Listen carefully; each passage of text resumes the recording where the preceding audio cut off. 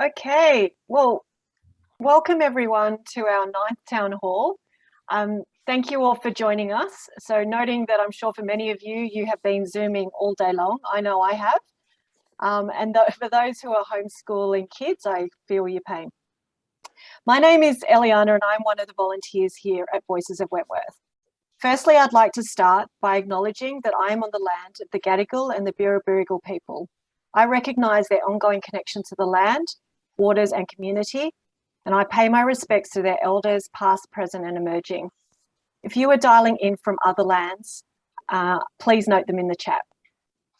Voices of Wentworth is a non-partisan community organisation that aims to promote democracy, accountability and transparency in the political process. We are completely run by volunteers. Through our town halls, we bring issues to the table to drive awareness and discussion. The world seems issue-rich right now, with COVID dominating the press, intense lockdowns, the recent IPCC findings, and it's hard to ignore what is going on in Afghanistan. And the topic of environmental protection is another one to add to the list. It really is not that long ago that we saw 5 million hectares of land burned here in New South Wales. This land is still recovering and it will take many, many years yet. On top of this, the independent review of the EPBC Act, commissioned by the Minister for the Environment, highlighted that the current environmental trajectory is unsustainable. The report was issued on the 28th of January this year, and 38 recommendations have been put forward.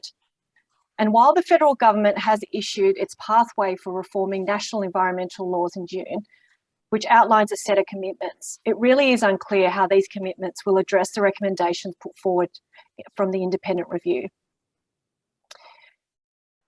Today, we are joined by a wonderful panel who will share their thoughts on the Act, the recommendations put forward by the independent review, and the emergence of court cases against the Minister for the Environment, as well as the efficacy of the government's response. Please post any questions that you have in the chat, and Kath will read them out at the end of our guest presentations. All our speakers are seasoned advocates for the environment. We will kick off with Gerard early, from the Director of BirdLife. He will be followed by Rachel Walmsley, Head of Policy and Law Reform from the Environment Defender's Office. And then last but not least, Basha, Stasak, Nature Program Manager at the Australian Conservation Foundation. But before I hand over to our speakers, I actually wanted to personally congratulate the EDO on a major win today.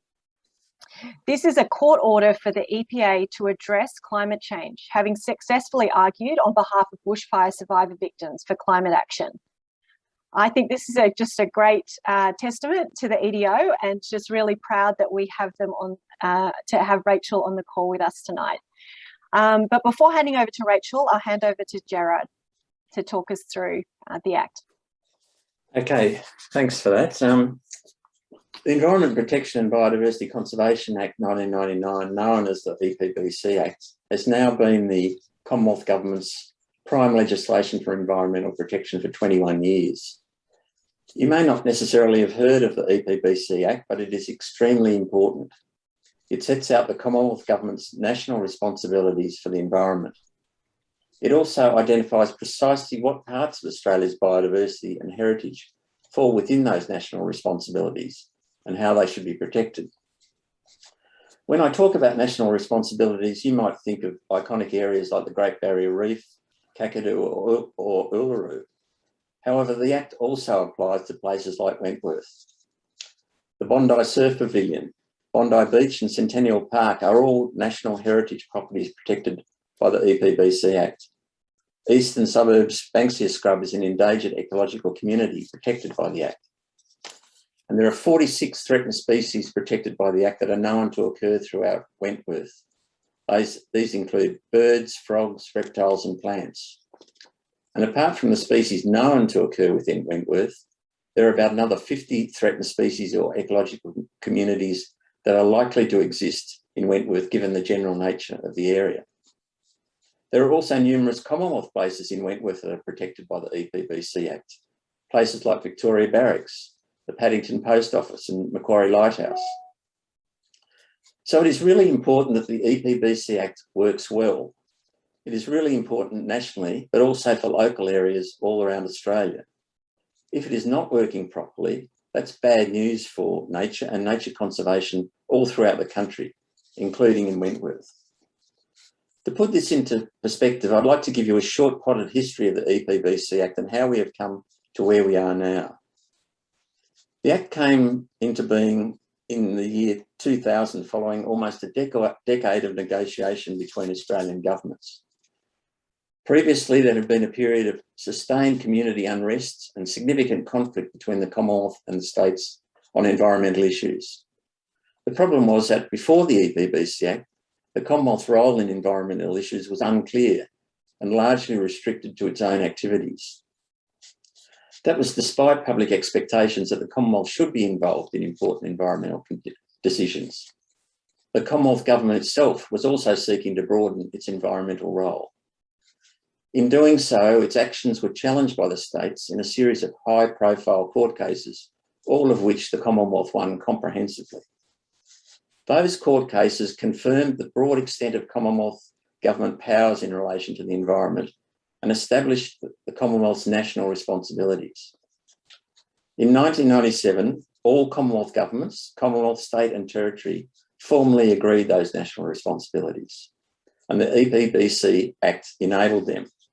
For the first time, for example, legislation set out Commonwealth responsibility for all nationally threatened species and communities and biodiversity more generally.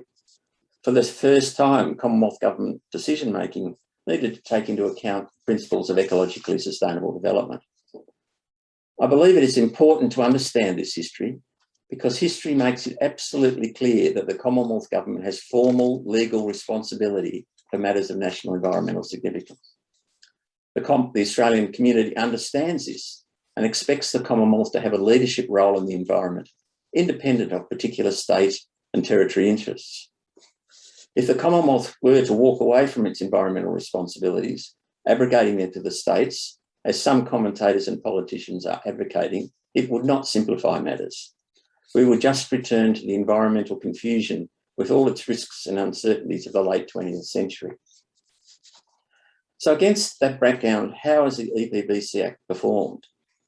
The first independent review of the Act was conducted by Dr. Alan Hawke and completed in 2009. It was a comprehensive review that included wide-ranging public consultation.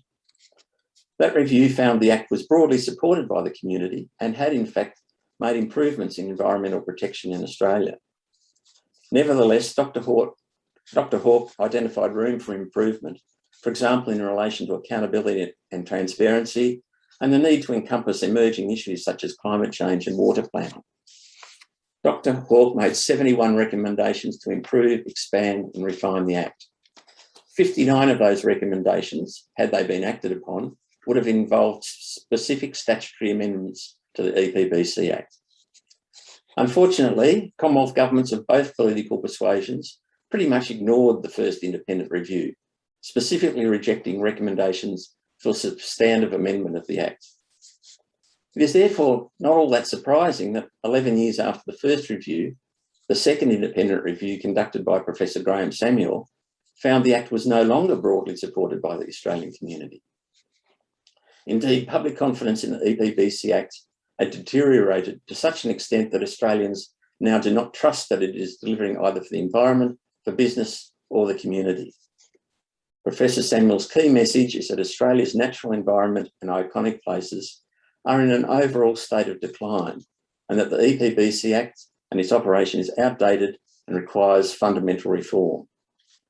Professor Samuel has set out a comprehensive blueprint for that reform.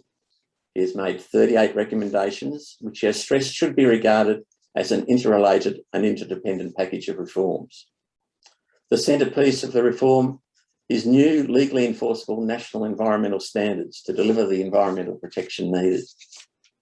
Professor Samuel also calls for independent oversight and audit, what he calls a new independent cop on the block, on the beat, I should say, that is needed to ensure rigorous and transparent compliance and enforcement of the national environmental standards. While I don't necessarily agree with every aspect of Professor Samuel's report, and I think some parts probably don't go far enough, he has in general set out a sensible framework to overhaul and strengthen the Act.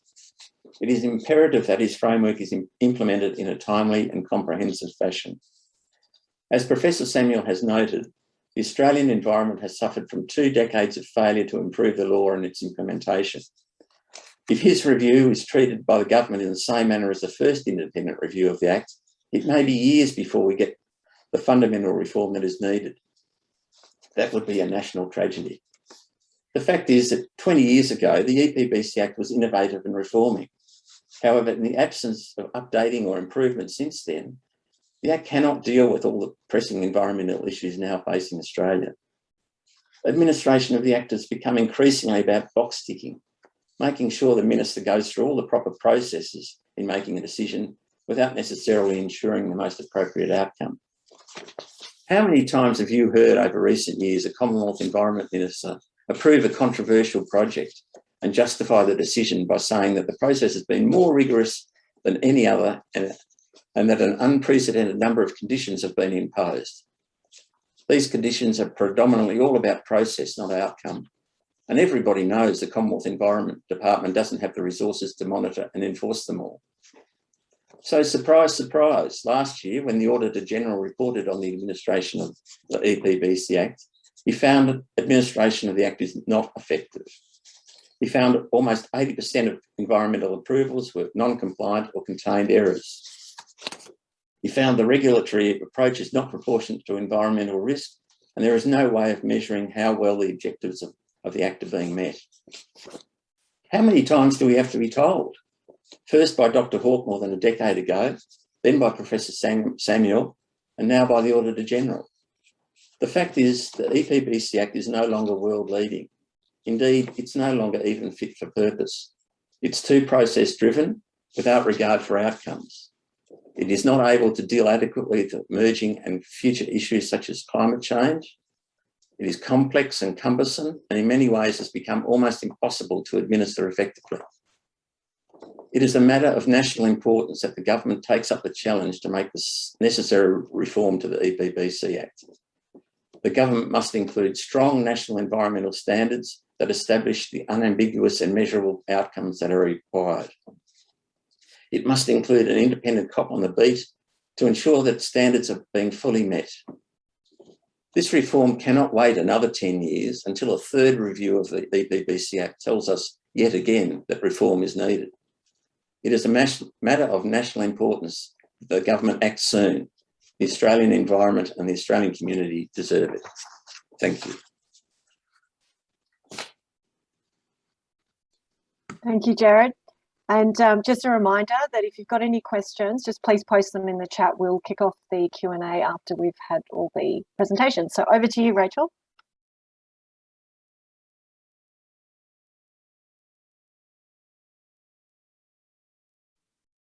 Thank you. I hope you can all see my screen. I'm zooming in from beautiful Garamagal land on the Northern Beaches this evening. Thank you so much for inviting me to be a part of this.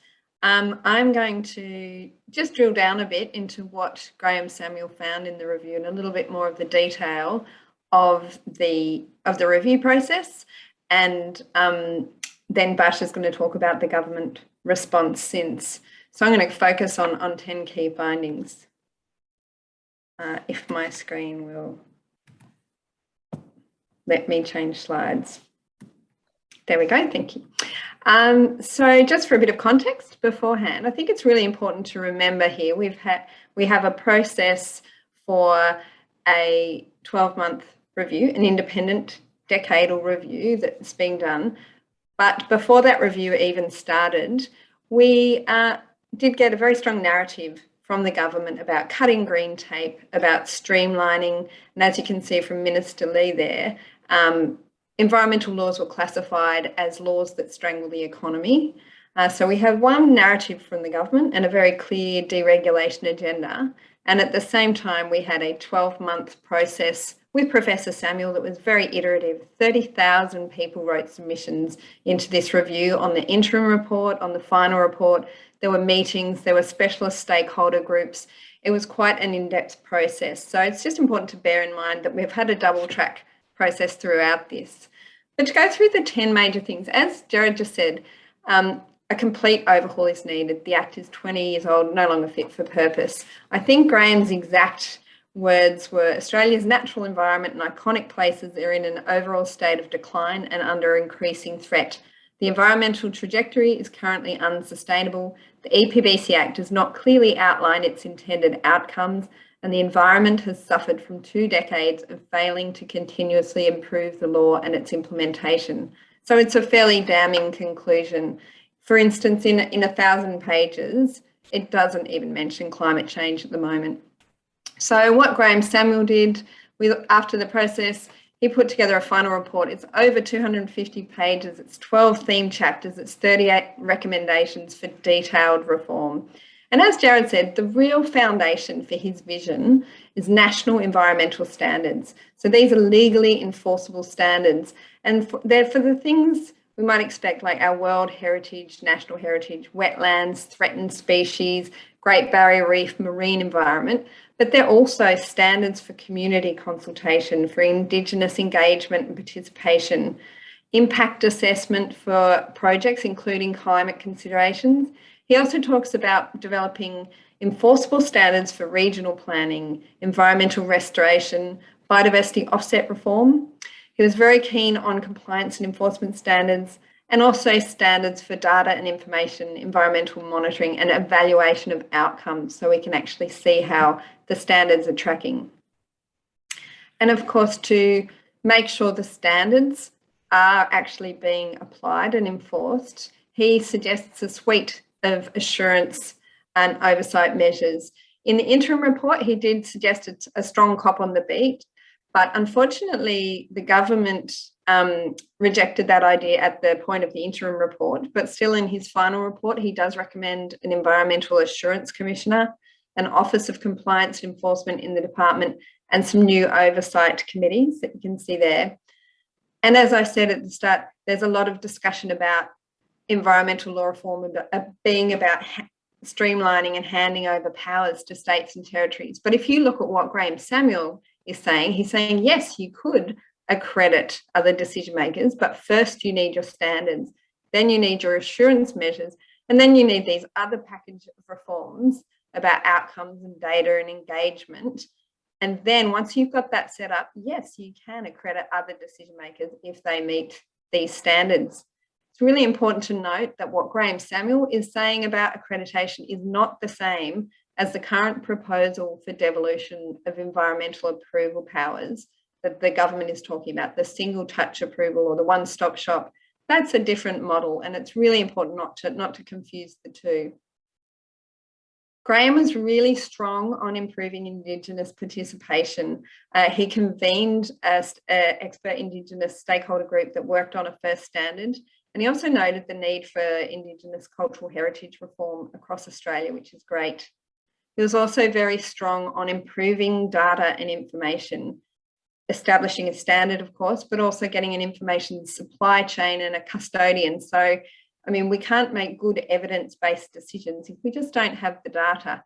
We can't monitor and evaluate on environmental outcomes to see if the law is working unless we have that data there. And he also recommended environmental economic accounts and a range of quite innovative recommendations about confidentiality and data sharing as well. Now, this is very topical, these two themes that may be of interest to you all. One of the things Graeme Samuel looked at was legal standing and review, because along with the green tape narrative that we've been hearing, often in the media we'll see the word lawfare, that, you know, environmental laws strangle the economy and people who bring court cases are also slowing the economy and preventing jobs and growth. So Graeme Samuel looked into this and he got feedback from different stakeholders, obviously, but what he actually found was he rejected the myth, the furphy of lawfare. And what he said in regards to this was, and I quote, the ability of the public to hold decision makers to account is a fundamental foundation of Australia's democracy. To characterise these types of actions as lawfare misrepresents the importance of legal review in Australian society. So obviously we've had the recent case, the federal court case of Sharma. That was where the 8 kids under the age of 18 with the assistance of a nun, brought a case against the federal minister, and the federal court there did hold that there was a duty of care for Susan Lee when deciding about making decisions for expanding a coal project to take in. She owed a duty of care to those children for the impacts of climate change. And as noted before, thank you, Eliana, today was a very exciting day at EDO. Our clients, the bushfire survivors for climate action, brought a case against the EPA saying under their own legislation, they have a duty to regulate pollutants and to take effective action to protect the environment, and that includes action on climate change. And happily, the Land and Environment Court Chief Judge agreed with our clients, and that's a massive, massive ruling today. So in the Samuel review, while Graeme Samuel stopped short of actually recommending a greenhouse gas trigger, he said that's better in other legislation. He did say there must be emissions disclosure requirements for projects. There must be climate modelling in planning, in monitoring, in data, in all the other reforms. Laws must be able to be responsive to events such as the bushfires. And I think there's a really interesting comparison here. If you look at other things in the media at the moment, you would have seen that the Australian government has gone to great lengths to prevent our Great Barrier Reef from being listed as endangered, in danger by the World Heritage Convention. We've done a lobbying mission to stop that procedurally, saying let's not have that decision now. Note that the government hasn't argued that there aren't climate change impacts on the reef, and similarly in the court cases, the government barristers didn't deny the science of climate change, but what they do differ about is what should be done about climate change. They're not disputing the science in either forum, but they're disputing what needs to be done. So while the Parliament is expending efforts on, on the lobbying mission to stop the UNESCO listing and dragging their feet on progressive reform, what we see is the courts actually making strides in this area. So I think it's really important that Graeme Samuel has backed in the importance of third-party review, the importance of the court as a complement to what the powers are in the legislation. The final two themes, he did look a lot at cumulative impacts, planning and restoration across landscapes. He made recommendations about national plans, regional plans, offset reform, and a suite of measures about restoration. And finally, as Gerard said, this is about a package of reforms. It's not about cherry picking. In fact, he said consultation with states and territories is essential. However, the process can't be one of negotiated agreement to accommodate existing rules. You cannot simply make a few standards. He says, if you do that, rather than pursuing the fundamental reform of the EPBC Act that's needed, this means accepting the continued decline of our iconic places and the extinction of our most threatened plants and animals. So Graeme Samuel was pretty clear that this is the package that needs to be done. And so what this boils down to, this is my last slide, is the critical issue, the foundation we're talking about here, is standards. Basha is going to talk about the government response in a moment and what's happened since the final report's been handed down. But I just wanted to note this issue of what national environmental standards are is really, really critical. As I said at the beginning, there's a bit of a divergence between what Graeme Samuel is saying and what the government is saying, and it's very, very stark on standards. Graeme Samuel had this vision for new enforceable standards, whereas what the government is suggesting is basically a list of existing requirements. And as an aside, EDO has done an assessment of whether existing state and territory laws actually meet the existing requirements that are failing, and they don't even meet those, let alone the new standards that are needed. So it's a really interesting point in the reform process where we're at now. And I've got a lot more detail on this, so I'll put some EDO links in the chat. But right now I'll pass over to Basha, who's going to talk about what the government response has been to some of these ideas that Graeme Samuel has presented. Great, thanks so much, Rachel. That leaves me off in a pretty perfect place. So let me share my screen and let's talk about the government response. So the first bit's really easy. What was the government response? There wasn't one. The government never responded to the 38 recommendations of the review. We never got a response to those. So we don't know in reality what the government thinks of quite a few of those recommendations. What the government did do is introduce a range of bills and also put forward their own reform pathway. And that's what I'm going to talk about now. And in order to do that, I actually need to take us back in time a little bit, back to August 2020, which some of you may or may not want to cast your mind back to. I'm in Melbourne, so I don't really want to think back that far. But back then, the review was still going on. So the government didn't have the final review from Professor Graeme Samuel. But despite that, they decided to introduce a bill. And the name of the bill was the EPBC Amendment Streamlining Environmental Approvals Bill, which is a little bit of a mouthful. But basically what it is it's an attempt by the government to want to hand over national environmental decision-making powers to state and territory governments. Now, the EPBC Act already enables them to do this, but there's a few things in the Act that make it quite complicated. And so this bill is really about getting rid of some of those complications and making it as easy as possible to hand over their decision-making powers. It's not a new thing. I think Gerard referenced it a little bit. Tony Abbott tried to do this back when he was in government. The bill is almost identical to the Abbott bill. It was called the One-Stop Shop. Julia Gillard tried to do this when she was in government. There was a big, almost year-long consultation with the state and territories considering this model. So it's not a new attempt. It's just never successfully gotten through Parliament to make the changes. And so the Morrison government decided to try again, despite the fact that they had an independent review going on of the very act. Now, there's a whole range of different problems with this idea of handing over approval powers, and it's often referred to as devolution. And Rachel actually touched on one of them with that graph, that chart right at the end, going, well, state and territory laws actually don't meet a lot of the existing federal benchmarks. So if you just hand over the powers, you're actually going to be applying much weaker laws, which is a problem. But there's a lot of other problems with it as well. And I'm going to go through three of them. The first one is actually quite obvious, which is that wildlife and ecosystems don't adhere to state borders. And nowhere is this a bigger example than the Murray-Darling. What Queensland and New South Wales does on the Murray has huge implications for South Australia.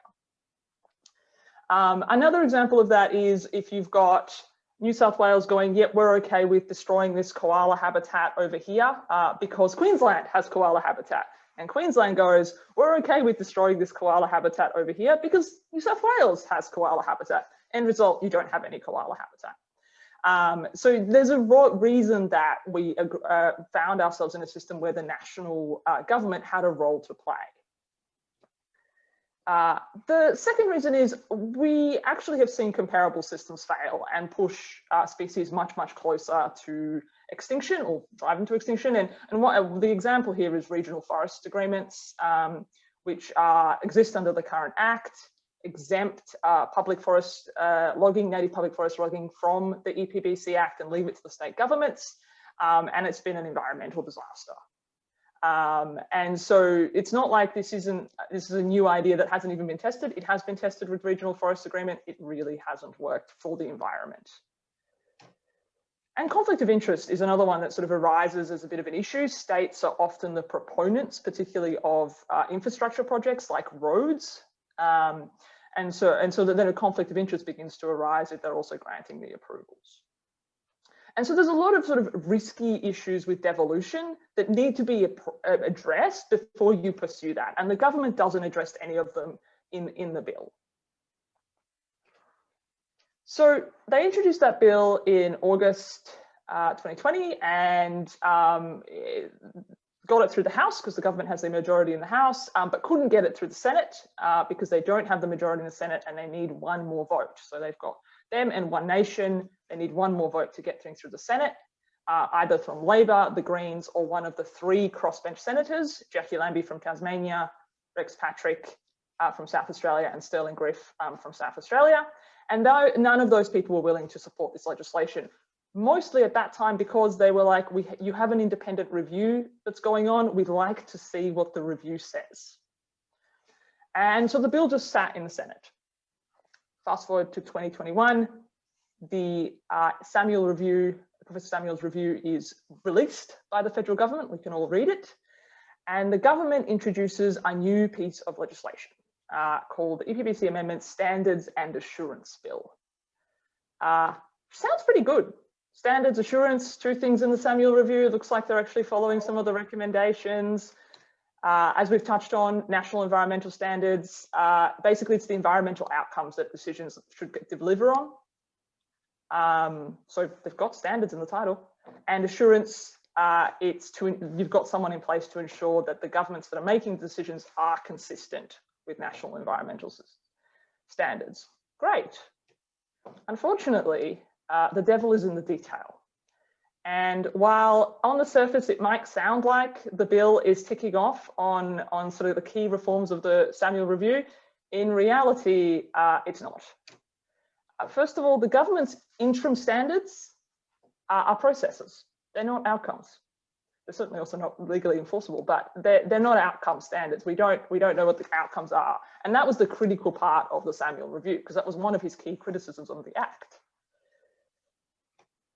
The Assurance Commissioner is pretty toothless. It doesn't have any dedicated staff, and they can't investigate or audit individual environmental approvals. There's also just a big gap in compliance. There isn't sort of an independent regulator set up to ensure that, you know, whoever's sort of applying the law, that it's actually enforced and complied with. And so the legislation really doesn't deliver on the reforms that Professor Samuel says are needed to be put forward. And so when you take this bill and you put it in alongside the government's streamlining bill, you end up with basically a recipe for extinction, because you're handing over powers to states and territories who, as we talked about, actually have weaker standards. You haven't put in any strong outcome-based standards, and you haven't really had any powers to guarantee that they're going to follow them. Now, the government has always said this is just the first step. You know, this is complex reform. We're going to get these two things through, and then we'll do the rest. And they released a really long document in June this year, which went through their reform pathway, and that included this lovely timeline. And don't worry, I'm not going to force you to now I'm not going to take you through this in detail because it's quite complicated. There's just like one thing I always like to point to, which is on this timeline from the government, the final national environmental standards, this critical centerpiece of the reform, happens after 2024. However, the devolution, the handing over of state and territory, its powers to states and territories, is sometime late 2022. So there's a huge gap between when we get these final national environmental standards that we need to set outcomes and when state and territories take over those powers.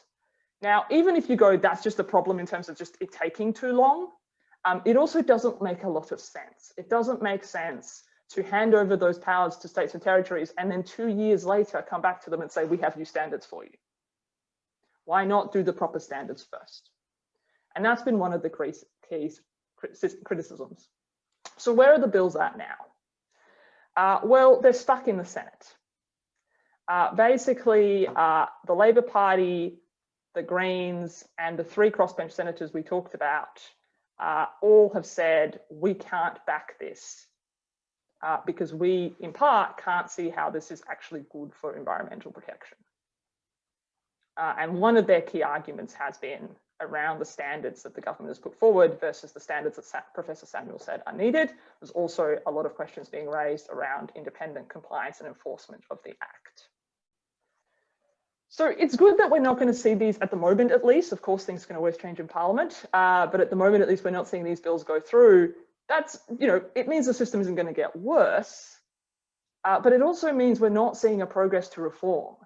And to go back to what I think Rachel said, and to quote Professor Samuel, who says it much better than I ever could, without fundamental reform, the fundamental reform we need, we're just going to see a continued decline. And that is unacceptable.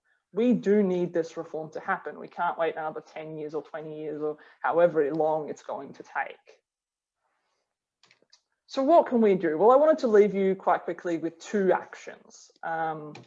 The first one is we're going into a federal election.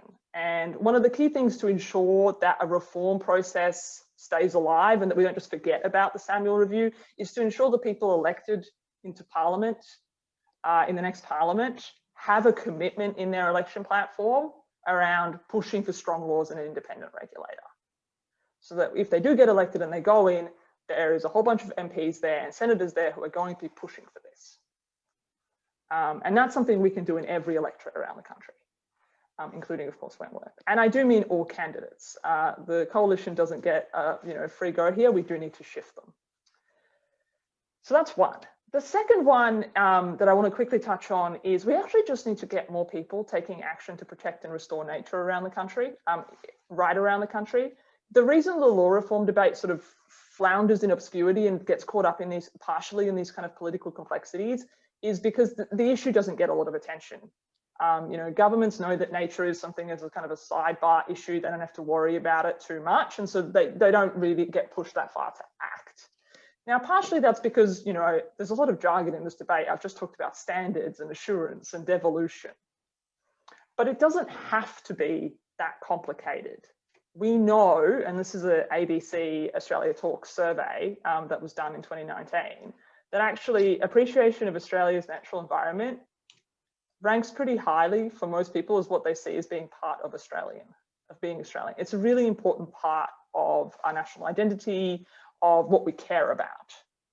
And that's really fundamentally what this debate about law reform is about. It's about protecting our natural environment. And so if we start there, then we've got a much better chance of getting people involved. And then there's a lot we can do locally. We don't have to just be talking about national federal law reform. There's a lot we can all do locally to protect nature and start people on a journey to hopefully then engage more politically as well. And there's been a lot of examples of this around the country, from sort of protecting local bushlands that are at threat, because every little bit does matter. Restoring nature in damaged and degraded local areas. We all have this, including in Wentworth. And citizen science. We lack a lot of, one of the things that comes through in the Samuel Review is we lack a lot of data on our species. And that's been a particularly popular activity in lockdown, is going into citizen science apps and recording species in your local area. And people often say, well, I live in an urban area, this isn't going to make that much of a difference. But the reality is 46% of threatened species are found in urban areas. In Sydney, about 80 of them. So actually what we do in places like Wentworth or Melbourne or wherever you may be, in this case Wentworth, it does matter. Restoring local nature actually provides habitat for species that are threatened in those areas. So local action is really important in alongside things like law reform, and hopefully by taking local action, we can get more people active on things like law reform, which is very complicated. And I'll leave you with a David Attenborough quote, because I think, finishing on David Attenborough quote is just always good. But yeah, thank you so much. And I guess we'll move to questions now. Thank you. Thank you so much, guys, for those presentations. Really appreciate it. I probably didn't quite appreciate that the reforms or the potential for the new bills that the minister has put forward are dependent on just a couple of senators. If that mood changes and that's all it takes for these bills to be passed, what are we up for? Like what would we see if this bill gets passed? Yeah, I mean, I'll probably defer to Rachel in a bit. I think initially, as I said, what those bills really do, what the main bill does is it moves into handing over approval powers to state and territory governments. So the government would then have to start a negotiation with each state and territory government to agree on what's called a bilateral approval agreement, which basically sets the kind of rules that they're going to apply around how they're going to take those approval powers and apply them. And that can be quite a protracted sort of process. So that'll be like almost the immediate next step that we will see if those bills come back. The obvious ultimate consequence of that, of course, is, as we've talked about, state and territories lack sort of the resourcing. There's a bunch of conflict of interest issues, and we've seen a comparable system like regional forest agreement ultimately just lower environmental protections. And we've already got quite weak environmental protections, so it's quite scary to think that they could be even lower. But Rachel, is there more you wanted to maybe add to that? Yeah, I think if the bills do pass, the first steps will be each state and territory will then start negotiating for the handover of powers, and there's really different opinions across the jurisdictions. Obviously at National Cabinet, the Prime Minister announced before the review had finished that there was in principle support for single touch approvals, and there are some jurisdictions like WA, strong mining jurisdictions, that are really keen to get bilateral agreements in place so that they no longer need to get any EPBC approvals. So jurisdictions like WA, you'd expect that they'll be pretty quick off the mark wanting to get a bilateral agreement in place. But as Basha said, with that very convoluted chart, the time frame, there is a commitment that national standards won't actually be finalised for a couple of years. So if WA, say, got a bilateral agreement in place early in the new year, they would then have to change their, tweak it again in 2 years if new standards came in. And you may recall in my slides, the chart we showed where we did an assessment of whether state and territory laws meet existing standards. That shows there needs to actually be quite a lot of law reform at the state level before they can be accredited. So there's a number of steps here, and it's going to create a fair bit of uncertainty and inconsistency if there's interim standards that are going to change and each state and territory kind of does it differently. Throughout the process, the environment groups and the scientists and the lawyers actually had conversations with the Business Council, the Minerals Council, the Farmers Federation, and a range of stakeholders. And while there's obviously areas we disagree, there are some strong areas of agreement about certainty, and it's certainty for business, but it's also certainty for communities about what the rules are, what standard will be applied where. So there was actually, through the review process, quite a lot of consensus building and actual expert input into developing standards together that we could agree on. And it would be a real shame if that work was lost by these bills being put through and devolution occurring before the standards are actually ready. Can I just add something there? I think what Basha and Rachel have said means that it's not going to add certainty to the process, it's just going to add more confusion. And my theory is that if this goes ahead, we're going to be back into the situation we were in the late 1990s and so forth, where there's confusion about what the Commonwealth's role is. There'll be at loggerheads with the states.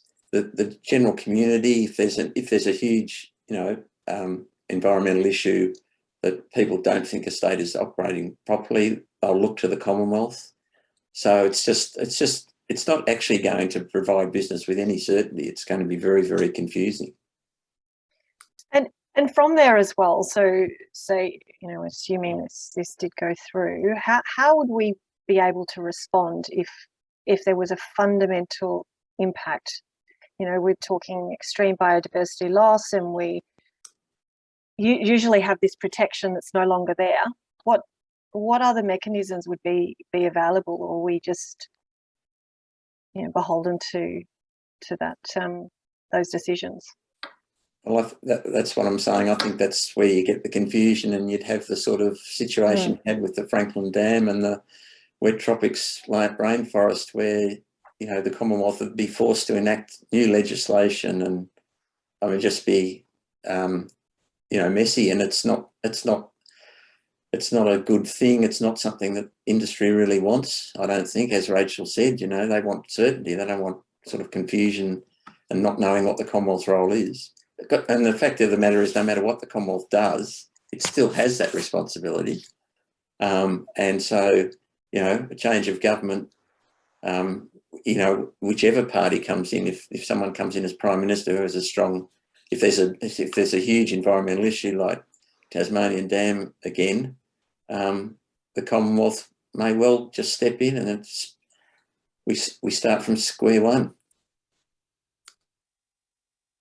Yeah, I think the other thing, and part of what the government has done with the Streamlining Bill in particular, this idea of devolution, is it sort of confused the debate a little bit, because what the Samuel Review says is, look, you need at least 38 recommendations to really make sure that the environmental reform, environmental laws in Australia are effective at actually protecting nature, because the current one isn't. But by introducing this bill, what we're doing is we're now having a debate about who makes the decisions, whether it's the states or the feds, rather than having a debate about what are you actually going to do to fix the act so it works. Like, and that's been a part of the big part of the problem, because the focus has been very much on these bills, and it needs to be, because we don't want to see environmental protections go backwards, but we're not discussing how we're going to get them to move forwards. And that's sort of the key thing that we've been and will be pushing with, certainly with, you know, election candidates. It's let's actually talk about the Samuel reforms, the 38 recommendations, and how we're going to get them, follow them and get them into law. Now, you know, we don't all agree with all of them, but as I think Gerard said, there's a good sensible pathway there that was welcomed by environmentalists, it was welcomed by elements of industry, it was welcomed by farmers. And so there's a starting point of a reform there that that's what we should be talking about. And that's what I meant by, because the government didn't even respond to the 38 recommendations, just went straight to these sort of bills, we're not having that conversation about these are the reforms that we actually need to strengthen environmental protections. Because under the current act as it stands, our environment is, you know, we've got the world's worst mammal extinction rates, and we're 4th in the world for extinction of species. So it's doing a pretty terrible job. And having a debate about who makes the decision is sort of almost the wrong debate to be having. We need to be talking about how we're going to fix it.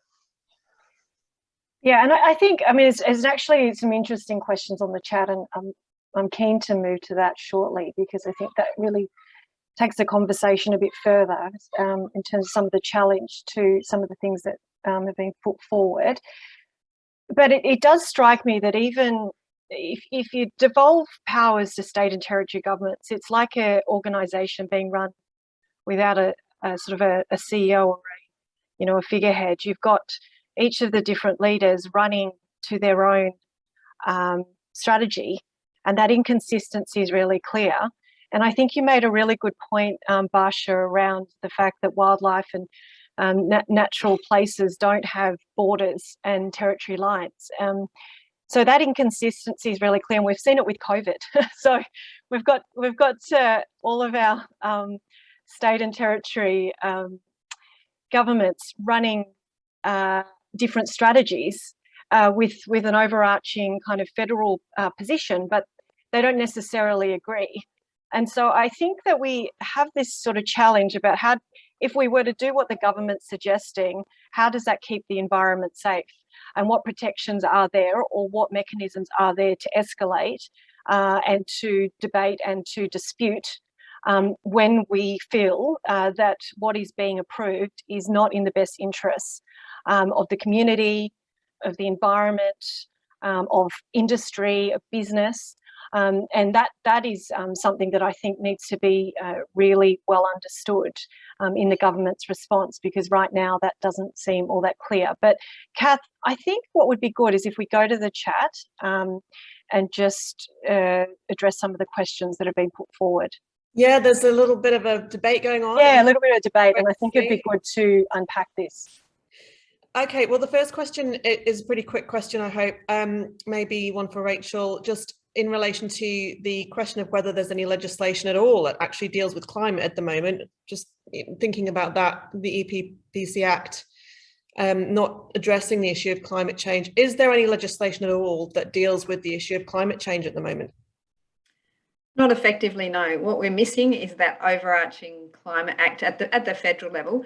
If you actually do a search, we have many bits of legislation to do with energy, amendment bills, certain agencies, a lot of kind of machinery, but we have no overarching Climate Act at the federal level. We do have a few at the state level, for example, Victoria and South Australia, but we don't have that National Coordinated Climate Change Act. But we do have various miscellaneous bits of legislation for carbon farming, for, national greenhouse and energy reporting for different parts of the energy market and so on, but we're missing that overarching piece of legislation.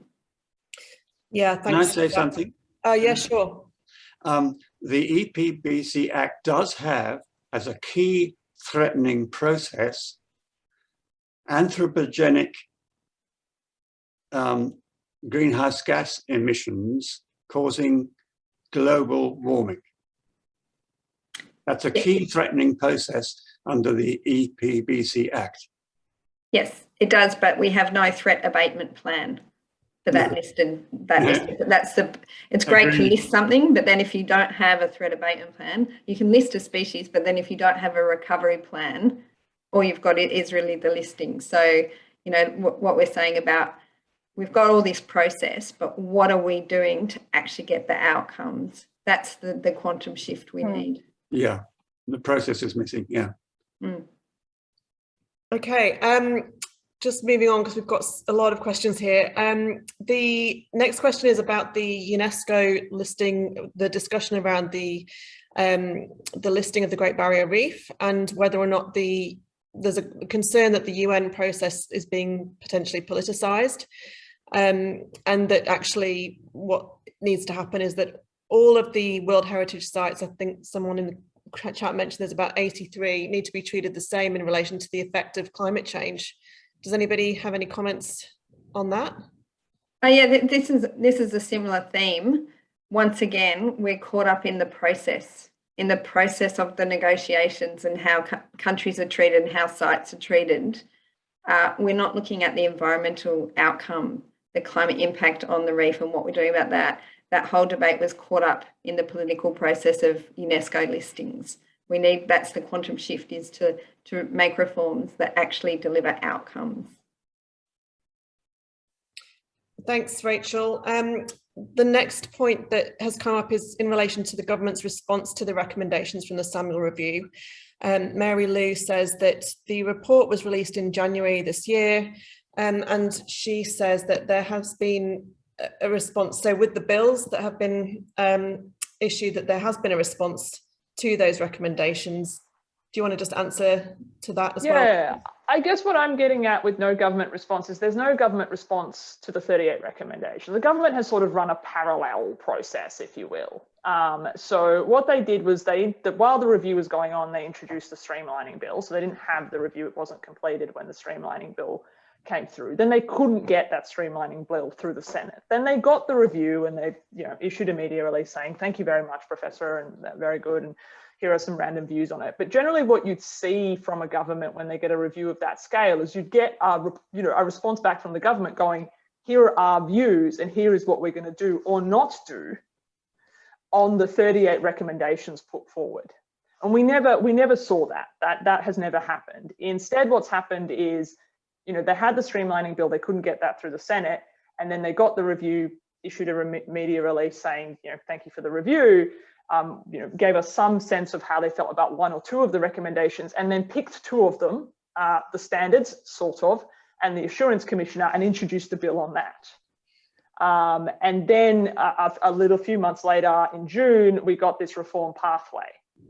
And so what we haven't actually got is we don't know what the government thinks of the actual review and the 38 recommendations, because they never said anything on the 38, on the full actual review. And that might seem like semantics, but it's actually quite important here because the key overarching recommendation from Professor Samuel's, don't cherry pick. You need to do this as an interrelated set of reforms. So the government's failure to actually respond to the 38 recommendations as a whole and instead cherry pick a few is a huge problem for us. And I think as someone who's sort of, is sitting on the side of this, I don't claim to be an expert in any regard, just a passionate citizen that wants to see reforms that benefit our environment, but also, don't sort of destroy our economy. I mean, it is a fine balance. But I would have expected when I saw that national reform pathway to see appropriate responses to the 38 recommendations, and simply it was actually the minister who commissioned the independent review to begin with. So you would expect accountability and transparency around here's what you commissioned, here's what was said. Now, how is the government responding to that? And I really support that, Basha, in terms of what I saw. So, I mean, I don't know if Mary Lou is on the call and wants to unmute herself and jump in. She's made a lot of points about Dave apparently has made some speeches about this. He says, she says that he has stood up and made statements about it. So it'd be good to hear your more specific questions. So just because we're running out of time, that's all. It'd be good to get your input. And thanks. Appreciate the opportunity, because look, the Samuel Review recommends a staged approach to implementation of those reforms, and basically that's what the government's doing. So there's been an outline of the pathway for reform in the National Environmental Law, but there's 2 bills being introduced. But I go back to my earlier thing on the chat. This media release was released on the 28th of January 2021. We're not even 8 months into it. I think that's a phenomenal response already. I mean, you can nitpick about, okay, you would have liked to have moved further and you would rather not have these interim standards. But I get the feeling that some of you would have criticised the government if they'd actually brought in something too soon that wasn't well thought through. So I'm sorry, I just don't really understand what the issue is. It's damned if you do and damned if you don't. But didn't they try to bring in legislation before the review was even published? Isn't that true? Isn't that right, Basha? The bills came in afterwards. I mean, I think you've got to get your facts right here. No, the Streamlining Bill was introduced last year before the final report had been delivered to the Minister. So the Streamlining Bill, that was introduced long before the report had even concluded. And the important thing to note here is the Streamlining Bill went to a Senate inquiry because of concerns raised, and then the Standards and Assurance Bill also went to a parliamentary inquiry. So if you look at the submissions to those inquiries, there are a number of concerns raised, and not just by environment groups. There are concerns raised by scientists, by some industry groups, by the Farmers Federation. There are a lot of stakeholders who are raising concerns about consistency. And absolutely, and I've actually put up the media release for you for everyone to read of the minister's advice about how she was going to consult with the stakeholders. That's great. I think it would be great if the minister consulted with the stakeholders. And as I said, there's a lot of consensus that's been built. So if you kept that going, you could get actual standards put in place before you do the rest of the devolution. I think one of the key things is that proposing the devolution before the standards are in place. Whereas we've got all this great work through the review and all this collaborative work. If you kept going with that and got actually some robust standards that a lot of people agree with in place, that would create certainty. Whereas that devolving in the absence of these standards isn't going to create certainty for business or the community or the environment. All right. Well, look, we're out of time. It's 8 o'clock. There is a lot of discussion on the chat, which is fantastic to see. If there are further questions that people haven't had answered, please send them through to us by email. We can send them on to our speakers and we'll try to get answers to you. We'll be providing a summary of this as well in our newsletter. So thank you, everybody. I might pass back over to Eliana to finish us up. Just need to unmute myself. So just to wrap us up before I do a few quick plugs for a couple of events that we've got coming, I just wanted to wrap up with a final question for our 3 speakers, and that is that if you were the Minister for the Environment for a day, what 2 things would you change? So Gerard, I'll start with you. Sorry, I need to unmute. Well, I think that 2 of the things are to have proper environmental standards that have outcomes attached. I mean, the whole problem is the legislation is just too process driven. It's all about process and not about actually achieving the outcomes. And Professor Samuel, I think, has given us standards that, while not perfect, they're sort of agreed by most people and seem to show a path forward, and also having some really independent audit function that holds people to account, and not just the processes. Like that, you have to ensure the processes are right, but you also have to ensure the decisions are right. Thank you. Rachel. Yeah, number one would be robust, legally enforceable national environmental standards that are about outcomes, that are properly consulted on and developed by scientists and some of our awesome experts. And the second one would be a bill for a national independent EPA to have some independent, robust environmental decision making. Terrific, thank you. Basha? God, I wouldn't want that job. It sounds like a tough job. But look, I'm just to be a bit different. I think one of the things that Ethan talked about in the Samuel review was talked about in the Samuel but hasn't been talked about publicly is data. We lack national environmental data, which makes it really hard to actually make good environmental decisions. So that would be one of the first things I'd fix is putting in place a really proper system around our national environmental accounts so that we do have good data so that we can make good decisions. And then, yeah, I'll echo Rachel. I'll be putting in place a federal national environmental regulator to sort of ensure that there's compliance with the law and it's enforced and it's sort of sits independent of political decision making.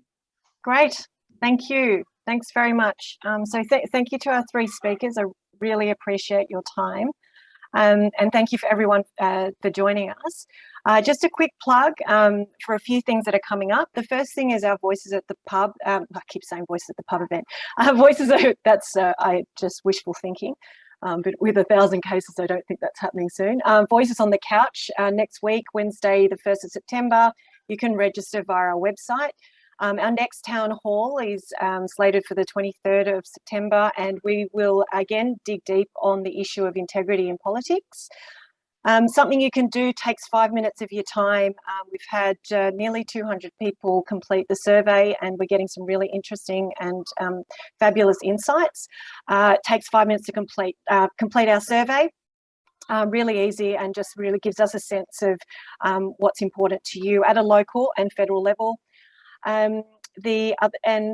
The other thing is volunteers. So I mentioned in the beginning, we are a volunteer-run organisation, and there are always jobs going for those that are interested to leverage your skills and expertise in helping us sort of advocate on behalf of the Wentworth electorate. And we do have a local letterbox drop happening between the 4th and the 18th of September, all COVID safe. But if you're interested, please reach out. I think there is going to be a note on the chat, but otherwise just log on to onto our website and you will see a lot of details on there. But thank you again so much for joining us. Please let us know any feedback you have, and we look forward to seeing you soon. Thanks again.